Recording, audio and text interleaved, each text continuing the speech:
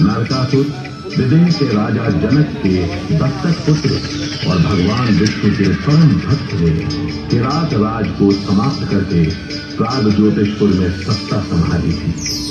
कामाख्या देवी की कथा और नीलाचल पर्वत पर मौजूद मेघला उजोवा की सीढ़ियां क्या नरकासुर के होने का संकेत नहीं थे?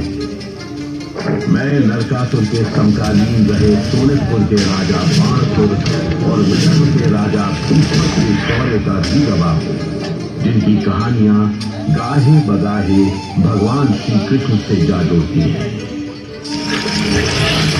सचमुच आज मेरा जीवन सार्थक हुआ। देखो, आज इस युद्ध में स्वयं भगवान श्री कृष्ण मेरे विपक्ष में है। एक योद्धा के लिए भगवान श्री कृष्ण के हाथों मरने से बेहतर और क्या हो सकता है।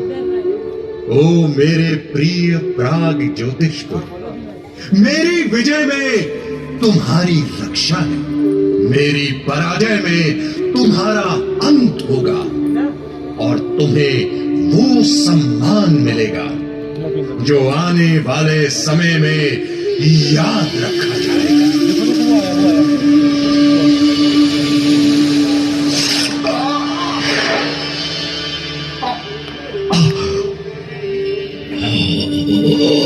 मेरे प्यारे प्राग ज्योतिषपुर, स्वर्ग से भी सुंदर, मेरे प्रिय प्राग ज्योतिषपुर, मुझे अपनी गोद में सोने दो। मेरा अंत आ गया है।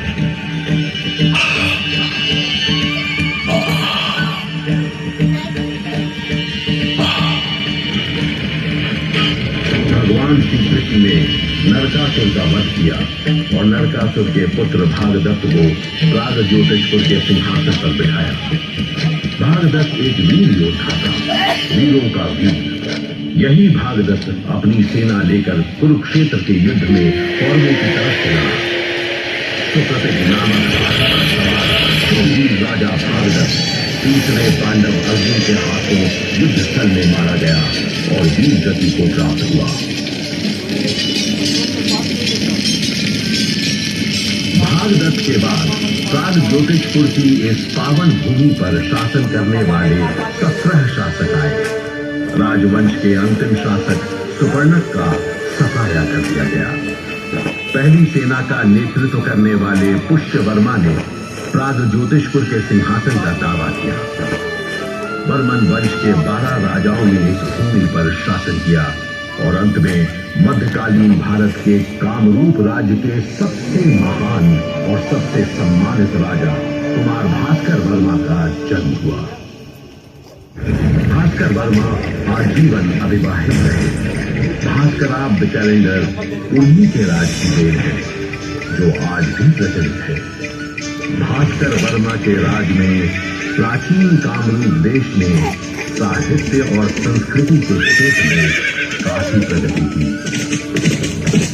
कुमार भास्कर वर्मा के शासनकाल में ही चीनी यात्री हुनसांग भी कामरूप आए। इलाहाबाद स्तंभों और शिलालेखों में इस धरती की महिमा दर्ज है। उत्तर भारत के महान राजाओं में से राजा हर्षवर्धन भास्कर वर्मा के परम मित्र थे। उनकी मित्रता की कथा आज भी इतिहास में दर्ज है। यहाँ राजा भास्कर वर्मा की सत्ता है। वो बहुत बड़ा विद्वान है। उसकी प्रजा उस पर जान न्योछावर करती है। दूर दूर से विद्यार्थी शिक्षा के लिए यहाँ आते हैं। राजा बौद्ध नहीं, लेकिन फिर भी वो बौद्ध भिक्षुओं का बहुत सम्मान करता है। भास्कर वर्मा का कोई उत्तराधिकारी नहीं था। किसी वंशज के न होने के कारण राजनीतिक अस्थिरता पैदा हो गई। शाल स्तंभ वंश ने कामरूप की सत्ता संभाली। कई उतार चढ़ाव के बावजूद शाल स्तंभ वंश का शासन चलता रहा और अंतिम राजा त्याग सिंह निस्संतान रहे। फिर पाल वंश के राजा धर्मराज कामरूप की सत्ता पर बैठे और उसके बाद राजा नीलध्वज ने शासन संभाला और प्राग ज्योतिषपुर से हटाकर कामतापुर को अपनी राजधानी बनाई। इस तरह उसने कामरूप की सीमा में विस्तार करना शुरू किया और फिर कामरूप को कामतापुर के नाम से जाना जाने लगा।